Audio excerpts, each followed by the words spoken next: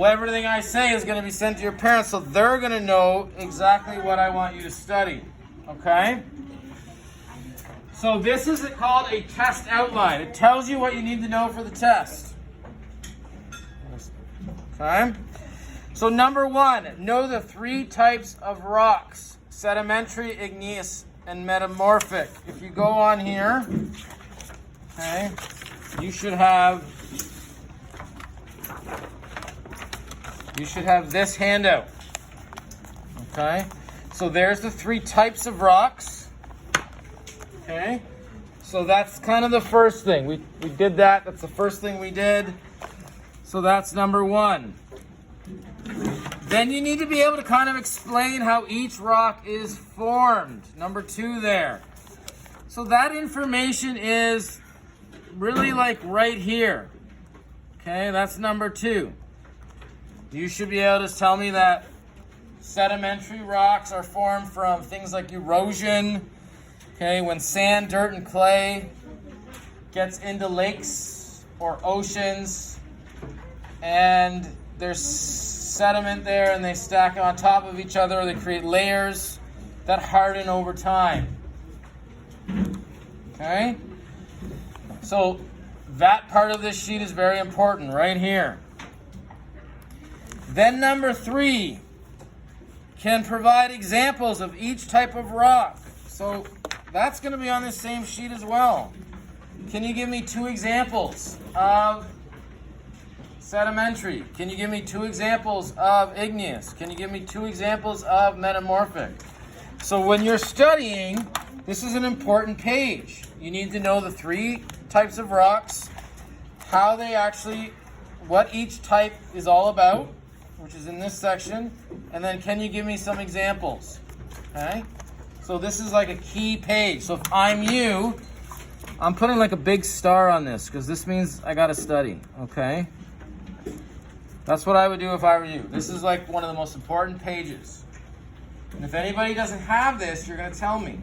You should have your duotang out. You should be looking at your duotang. Okay? You should be looking at your duotang.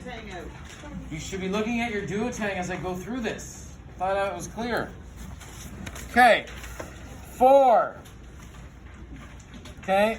Be able to provide examples of properties of rocks and minerals and have an understanding of them. You have a page that looks, you should have something that looks like this. Okay? Properties of minerals, cleavage, color, hardness, luster. Okay?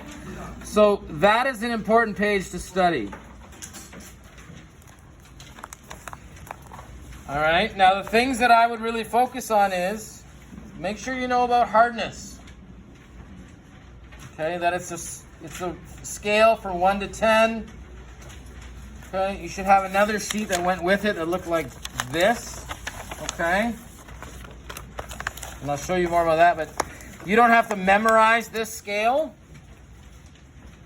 but you should know that diamond is the hardest mineral, and it's a 10. And you should know that talc is the lowest, it's a 1. It's the softest mineral. Okay? Diamond's the hardest is 10. Softest is talc at 1. I'm not going to ask you what's number 5, okay, or what's number 7. But make sure you know that diamond is the hardest, talc is the softest. Okay?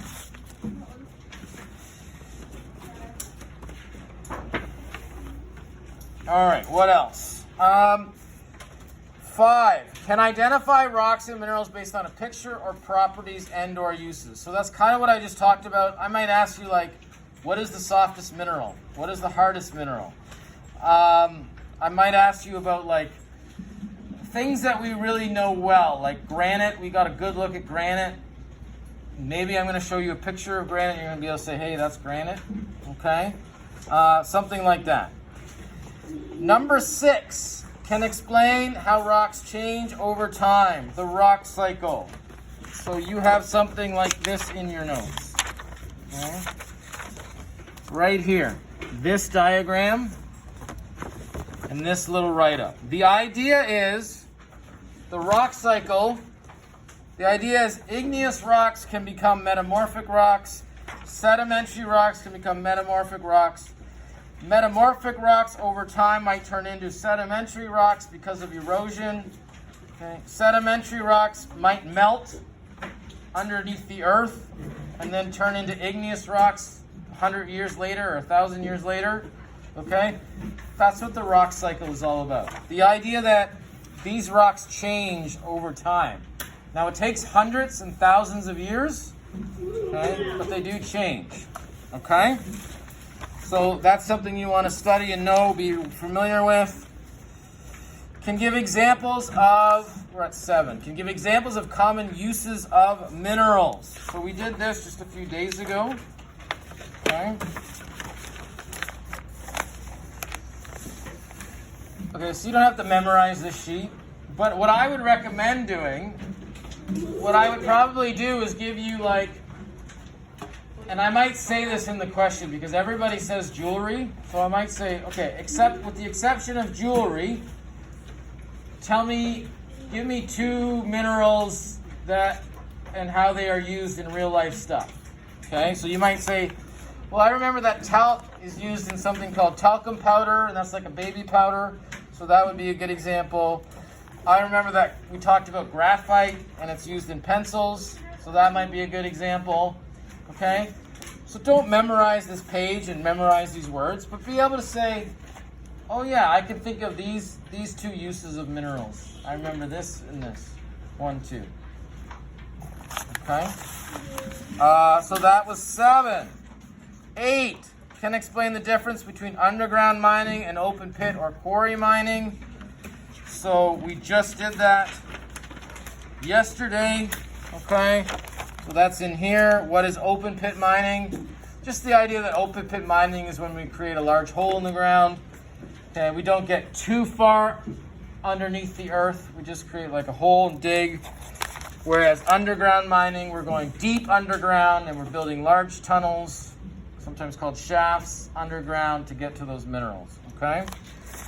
And the last thing here is, can you explain why underground mining is dangerous and why open pit mining can be harmful to the government, to the environment? So we just did that. We ended that today and yesterday. So yesterday we talked about black lung disease. We talked today and yesterday about how miners can get trapped inside. Yesterday we talked about heat stroke. Okay? And then in terms of the environment, we just did that today. It destroys habitats, can create pollution, like toxic water. Sometimes those open pit mines become a landfill, which means they become like waste sites where garbage goes. Okay? That's pretty much your test. Okay? Sound good? So what you should do is make sure this is with your study notes. Make sure this is with your duotang. And you should put this in your school bag tonight and take it home. And you've got like pretty much a week, 6 days to study. You may want to make study notes. I might even show you how to do that on Monday. Okay? So try to bring your science duotang home and then back to school and then home again. Something like that. Okay?